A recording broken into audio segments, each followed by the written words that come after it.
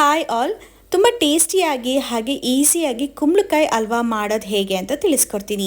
ನಾನಿಲ್ಲಿ ಅರ್ಧ ಕುಂಬಳಕಾಯಿನ ತೊಗೊಂಡಿದ್ದೀನಿ, ಹಾಗೆ ಅರ್ಧ ಕುಂಬಳಕಾಯಿ ಹಾಗೆ ಎತ್ತಿಟ್ಕೊಂಡಿದ್ದೀನಿ. ನೀಟಾಗಿ ಸಿಪ್ಪೆಲ್ಲ ತೆಗೆದು ನಂತರ ಚೆನ್ನಾಗಿ ತುರಿದು ಇಟ್ಕೊಂಡಿದ್ದೀನಿ. ತುರಿದಾದ್ಮೇಲೆ ಅಳತೆ ಮಾಡಿಕೊಂಡೆ 2 ಕಪ್ ಆಗೋಷ್ಟು ಕುಂಬಳಕಾಯಿ ತುರಿ ಕೂಡ ಆಗಿತ್ತು. ಸೊ ಇವಾಗ ಒಂದು ಬಾಣಲಿಗೆ 1 ಸ್ಪೂನ್ ಆಗೋಷ್ಟು ತುಪ್ಪ ಹಾಕ್ಕೊಂಡು ತುರಿದಿಟ್ಕೊಂಡಿರುವಂಥ ಕುಂಬಳಕಾಯಿ ತುರಿನ ಹಾಕ್ಕೊಂಡು ಚೆನ್ನಾಗಿ ಫ್ರೈ ಮಾಡ್ಕೋಬೇಕು.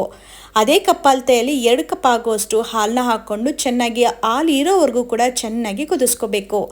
ಅಷ್ಟರೊಳಗೆ ಈ ಕಡೆ ಒಂದು ಪ್ಯಾನಿಗೆ 1 ಸ್ಪೂನ್ ಆಗೋಷ್ಟು ಎಣ್ಣೆ, ಗೋಡಂಬಿ, ದ್ರಾಕ್ಷಿನ ಹಾಕ್ಕೊಂಡು ಫ್ರೈ ಮಾಡಿ ಎತ್ತಿಟ್ಕೋಬೇಕು.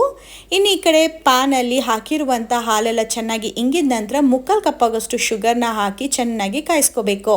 ಮತ್ತೆ 3 ನಿಮಿಷ ಆಗಿದ ನಂತರ ಹುರಿದಿಟ್ಕೊಂಡಿರುವಂಥ ಡ್ರೈ ಫ್ರೂಟ್ಸ್, ತುಪ್ಪ ಎಲ್ಲದನ್ನು ಕೂಡ ಹಾಕಿ ಚೆನ್ನಾಗಿ ಮಿಕ್ಸ್ ಮಾಡ್ಕೊಳ್ಳಿ.